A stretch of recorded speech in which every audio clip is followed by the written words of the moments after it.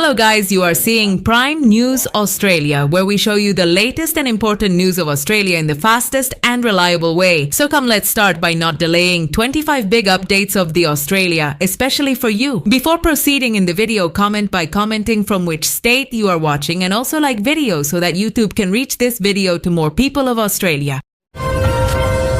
Inland Australia is bracing for a second major flooding wave, as another surge of tropical moisture brings heavy rain to already saturated regions. March 2026 is tracking as one of the wettest on record, with rivers and lakes in the outback filling to some of the highest levels in decades. NASA satellite images highlight the dramatic greening of the interior, transforming arid landscapes, though a drier autumn outlook looms. Northern Australia continues to suffer under relentless monsoonal rains, driving record-breaking March rainfall totals and widespread dangerous flooding. The Catherine River in the Northern Territory peaked at 19 meters, while numerous rivers in Queensland and the NT have exceeded major flood thresholds in a punishing double-tap weather system. Authorities report over 300 millimeters of rain in many areas since early March, urging evacuations, road closures, and heightened caution, as this becomes potentially the wettest March historically for the top-end regions. Japan's industry minister urged Australia to boost LNG production and exports in urgent talks with Australia's resources minister, emphasizing energy security needs amid the escalating Middle East war involving Iran. As Japan's primary supplier, Australia is under pressure to ensure stable, affordable supplies to counter global market disruptions from the conflict, which threatens regional stability and energy prices worldwide. New Nationals leader Matt Canavan is preparing the party to counter the rising influence of One Nation following David Littleproud's resignation. Internal discussions question whether Canavan is the ideal figure to lead this challenge, particularly with the South Australian election approaching as a critical test for the coalition. Analysts debate strategy amid voter shifts toward far-right options and potential existential threats to traditional conservative support bases. Queensland's flooding crisis intensifies inland, with Longreach residents preparing for river peaks as waters spread from coastal and northern impacts. Near Gympie, a courageous Good Samaritan heroically rescued an elderly woman whose car was being swept away by raging floodwaters. Emergency services remain on high alert, coordinating rescues and monitoring threats across the state as heavy rain persists and communities face isolation and damage.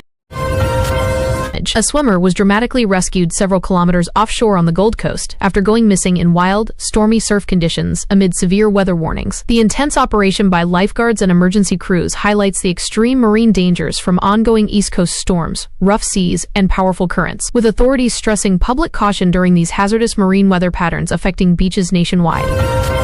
Australian stock markets endured their worst single-day decline in 5 years as the Middle East war escalation involving Iran triggered massive sell-offs. Energy and resources sectors led sharp losses amid global oil supply fears and commodity volatility. Investors reacted strongly to the conflict's broadening impact, with share values melting as geopolitical tensions sent shockwaves through financial markets and heightened economic uncertainty.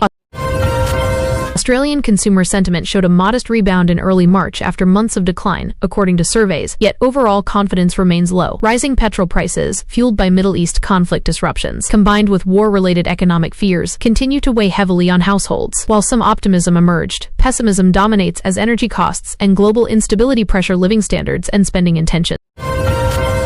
A developing tropical low in the Coral Sea is being closely monitored for potential strengthening and a westward movement toward North Queensland's coast by late next week. Weather models indicate risks of heavy rainfall, severe storms, or even cyclone formation offshore, which could exacerbate already saturated conditions from recent monsoonal activity and add further flooding threats to northern regions.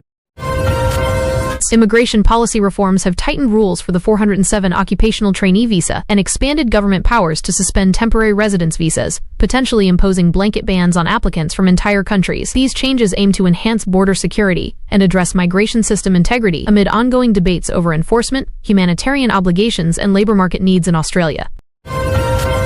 The Australian Army celebrated its 125th anniversary with public open days at multiple bases nationwide on March 14, 2026. Events featured demonstrations, equipment displays, historical exhibits, and family-friendly activities, highlighting the force's long service to the nation in defense, disaster response, and international operations since Federation, inviting communities to engage directly with military personnel and heritage. Victorian Environment Minister Steve Dimopoulos announced the introduction of an entry fee for visitors to the iconic 12 Apostles rock formations. The measure addresses climate change-driven erosion threats to the fragile coastal site while funding sustainable tourism management, conservation efforts, and long-term preservation strategies to protect this world-famous natural landmark from environmental degradation. Former intelligence chief Nick Warner has been awarded $4 million in government contracts following his public service tenure, sparking scrutiny over potential conflicts of interest and post-employment practices in defense and security sectors. Reports question revolving door dynamics between high-level intelligence roles and private industry opportunities, prompting calls for greater transparency and oversight. Scott Morrison was named in a National Anti-Corruption Commission report connected to the Robo-Debt Royal Commission findings, alongside 5 public servants. The reference revives accountability discussions around the controversial automated welfare debt recovery program during his prime ministership, as inquiries continue into administrative failures, impacts on vulnerable citizens, and governance lessons learned.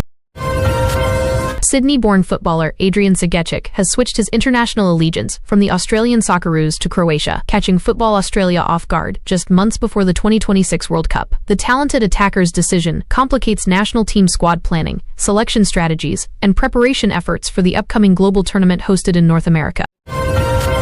Thousands gathered in Melbourne's East at a poignant vigil to honor 22-year-old Aidan Becker, an off-duty security guard tragically killed while heroically defending a 14-year-old boy from a gang machete attack. His mother spoke emotionally of her broken family, but affirmed his bravery. 4 teenagers now face murder charges in the shocking incident that deeply moved the community. Bluesfest in Byron Bay has entered liquidation after cancellation, leaving ticket holders owed approximately $23 million. The collapse of the major music festival has devastated fans, artists, crew, and the local economy, highlighting severe financial strains in the live events industry amid post-pandemic recovery challenges and operational difficulties. Queensland passed controversial legislation banning the public use of specific political slogans, including "From the River to the Sea" and "Globalize the Intifada," with penalties of up to 2 years imprisonment. The law has ignited intense debates over free speech limits, protest rights, hate speech definitions, and political expression boundaries in public spaces. The federal government approved emergency imports of additional fuel supplies to alleviate Australia's national shortage crisis triggered by Middle East disruptions. While providing short-term relief, concerns arise that the extra volume may compromise fuel quality standards, raising longer-term questions about energy security, refining capacity, and dependency on volatile global markets. Humanitarian visas were granted to several members of Iran's women's national soccer team, who fled their handlers and sought asylum in Australia during a recent tournament. Prime Minister Albanese praised their courage in escaping potential persecution, offering ongoing support and signaling willingness to assist others in similar vulnerable situations fleeing oppression. Fuel security dominated federal parliament question time, with opposition members pressing the Prime Minister and relevant ministers on supply vulnerabilities, strategic reserves, and import reliance amid the Middle East war's fallout. Discussions underscored national energy risks, government responses to shortages, and criticisms of handling the crisis affecting regional and rural Australians. Parliament addressed ongoing challenges in the aged care sector, including reform progress, funding adequacy, workforce issues, and quality of care under current policies. Stakeholders highlighted urgent needs for improvements to support elderly residents, prevent neglect, and ensure dignified standards nationwide amid demographic pressures and rising demand.